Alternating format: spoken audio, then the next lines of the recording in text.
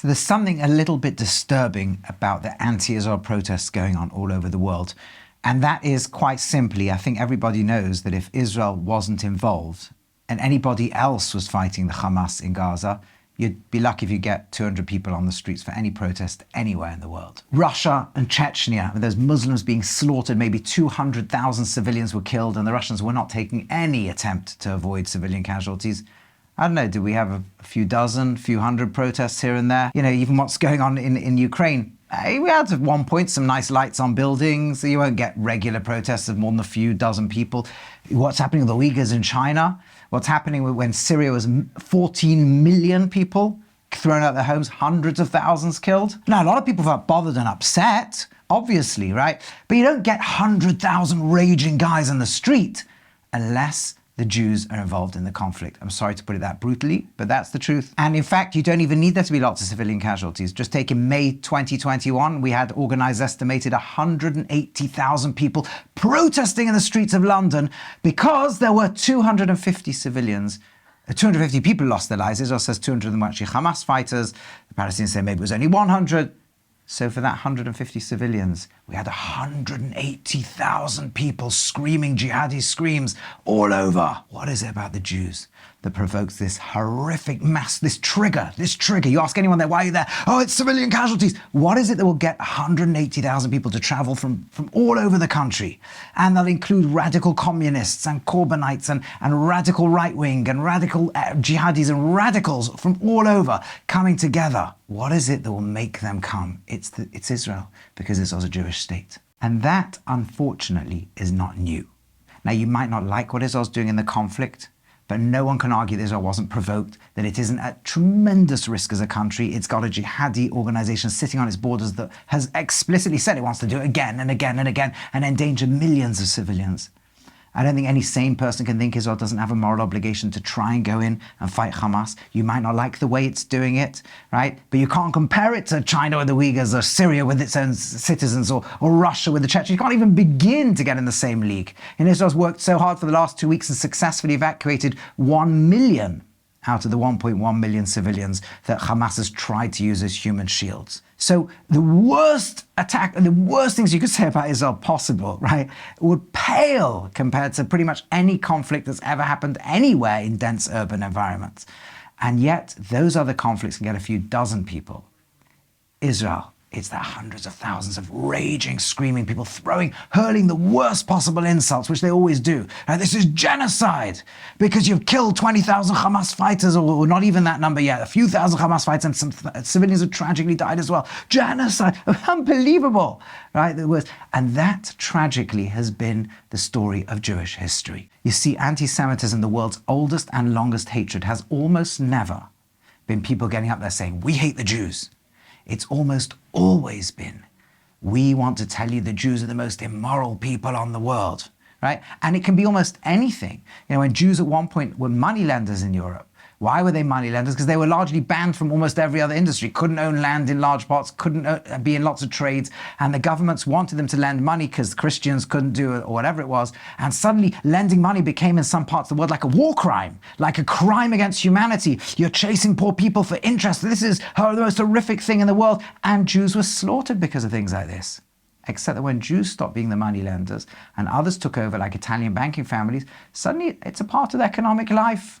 We don't have pogroms against Italian banking families. Or when Europe became less religious, so now religious anti-Semitism's gone, now we love the Jews. No, now you're the people who don't have a nation state. And these people without nation states are scrounging around in every country, and that's why we hate you and have to get rid of you. That's why in history Jews have been expelled from 83 countries. A fate no other people's ever had to go through. Now we hate you because you don't have a land. Says Herzl, I got the solution. There's our old homeland. It's sitting half empty under the Ottoman Empire, which is beginning to crumble. Let's just go back there. There's anyway lots of Jews migrating there. No one will hate us. That's what they're telling us. Oh no, now we hate you because you went to the land. Maybe it was somebody else's land. It's an incredible thing. You're occupying other people's territory. It was a defensive war, 1967. 14 armies came to destroy us, and we drove them back and offered the land back for peace time and again. No! You're occupying that land. But they said no to the peace, which we're happy to withdraw if there'll be peace. No, your occupation suddenly became a crime against humanity. Notice not when China's occupying Tibet and Uyghur lands and so on, not when Russia's occupying all sorts of things, not when Morocco's occupying southern Sahara, not when the Kurds are being occupied by the Turks and by Turkey and Iran and Iraq and Syria, being horrifically treated brutally. No, but there's one war crime in the world, Israel, which is stuck in the West Bank until such time as it can get a peace treaty and withdraw. That's the crime against humanity. Even Gaza, amazingly, people call it occupied. It's a new definition of occupation. Everywhere else in the world, to be an occupier, you actually have to be there on the ground, running people's lives. Israel's the only place that can completely withdraw from a territory and not be involved at all in day-to-day life, and it's still officially occupying. So why is there always a weird standard that Jews are held to? Why is it that whatever Jews are doing in the world, someone will declare a war crime? Why is it that Israel's the only state in the Middle East that will be called apartheid, when actually almost every other state in the Middle East is apartheid, and Israel's the only non-apartheid state in the Middle East? Israel is the only state where no matter what your race, no matter what your religion or lack thereof, you can vote equally, you can have representatives in the parliament, you can have people on the Supreme Court, you have Muslim Arab judge on the Supreme Court, Muslim Arabs in the Knesset, in the parliament, and every vote counts equally, and everyone gets the same right to go to the same universities and the same jobs, and so on. No other state in the Middle East has that. Every other state in the Middle East is apartheid except Israel.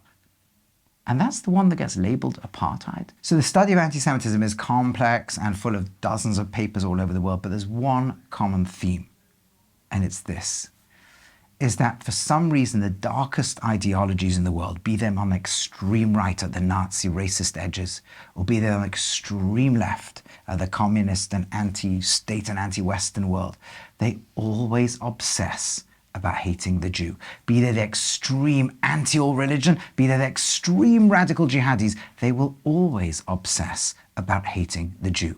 Whether it's a Hitler or his arch nemesis Stalin, whether it's Al-Qaeda or whether it's the modern Nazis, they'll all agree on one thing, that we have to hate the Jew. And when we see that the darkest forces in humanity and the darkest parts of human nature always try to hate the Jew, when darkness always finds an enemy in us, it raises the question of maybe there's something light that they hate. Darkness hates light. Maybe there's something about Judaism and Jewishness that evil hates. And that can feel terrifying as a Jew. That can feel, many Jews we're trying to get away from all this Jewish stuff, or at least we just want to be like everyone else. Why does darkness have to always come and hate us? And you'll see, of course, it is darkness that hates us. And because darkness hates light, darkness hates good, darkness hates something the Jewish people have always stood for in humanity. And darkness fights by saying, you're not light. Don't make us feel guilty. Don't have this voice of goodness. You know what you are? You're dark. Let's throw the worst accusations at you. You're poisoning the wells in medieval Europe. You murder Christian children, the blood libels of Europe. You are the poor people draining society when we were poor. You are the rich people raping society when we were rich. You are the people without a land when we didn't have a land. You're the people who took the land when we ended up back in the land. You're the people, you're the genocide, you're every single crime you could have possibly imagined gets exaggerated and thrown at Jewish people, and has done throughout history, because darkness wants to say, stop shining this light, stop being this light, you're dark as well. And that's why anti-Semitism has always been Jew demonization. If the Jewish people in Israel have to defend themselves, you can promise yourself that no matter how many casualties there are, and this war is going to be much worse than all the others that have been before. This is a war against Hamas's tens of thousands of fighters who are not going to surrender. They're going to fight to the death. So this war is going to have thousands and thousands of casualties, as we've already seen, and probably a lot more. If Hamas is going to have to fight to the death, if that's what they're going to do, they might have to have tens of thousands of their soldiers killed before Israel can possibly be safe and before the Palestinians can be free from them. But even in rounds of fighting where there was less than 300 civilians who were killed, you could promise yourself that there'll be nightly coverage, obsessive coverage of every single baby in Palestinian territory who's been hurt, who's been injured, who's died. You can promise yourself an obsession in the world's media just cannot let go of this conflict. We have to show everything, every bit of pain, every Hamas human shield, and let's stop blaming Israel. And suddenly a trigger arises and erupts in the radical communists and the radical Nazis and the radical jihadists, and 100,000 people can make it to the streets of London, and hundreds of thousands who would never normally come out in a conflict, no matter how many hundreds of thousands of civilians are actually killed, will be on the streets with rage, because darkness hates the Jew, demonizes the Jew. And as a Jew, this can feel terrifying. This can be like the most horrible. Why can't we? Are we doomed for the rest of history to have this happen to us? That no matter what we do, if we surrender, they'll come and kill us. If we fight back, they'll say that we're the biggest demons and want to kill us again, right? Is this a negative thought? And actually, I want to say, no, it's not. It's actually a really empowering thought. Because when darkness declares you as its enemy, it sees something in us that we don't see often in ourselves. I have enough light that Hitler wants to kill me. He said it explicitly. If he doesn't kill every single Jew, they'll start goodness and morality again. Conscience, he says, is a blemish the Jew afflicted on mankind. The Jew created two inventions, the Jew says, circumcision on the body and conscience on the soul. Somehow the Jew is associated in the mind of darkness with conscience, with the word of God, with the message of God that you can rise up and better. In the best parts of religions in the non-Jewish world, in Christianity and Islam, they love us and we love them, and people can work together and find the goodness in one another. But in the dark corners of humanity is the hatred of God's message and the people who are the first to proclaim God's message to the world. But that means if Hitler doesn't like me, then there's probably something really, really good about me. Potential that I never knew I had. And what is it about me? It's that I'm part of this incredible Jewish people. There's a light in the Jewish people that darkness is scared of, that darkness rages against, that motivates anger to come out in the streets with hundreds of thousands. There's something in the Jewish people that is a light that the good of humanity love and the evil in humanity hates. And if I can just take a step back and see 1 second, there's more to this faith I'm a part of and more to this people I'm part of than I ever knew. If so many historians can talk about the incredible contribution the Jewish people made, not just as individuals in Nobel Prizes, but in bringing morals and values that changed humanity. Ideas like peace, the first articulated with the prophets of ancient Israel, the ideas of every child having a right to life, even if they're born disabled, the first articulated being the ancient Jews, the idea that every child should have an education, the idea that we should judge a society by how it treats its weakest, the prophets of Israel, the Torah of Israel, the light that it shone in the world, the light that darkness always hates. And maybe we still have resources, not maybe, we do still have a light that darkness still hates, and we can tap into that, and we can grow more connected to that.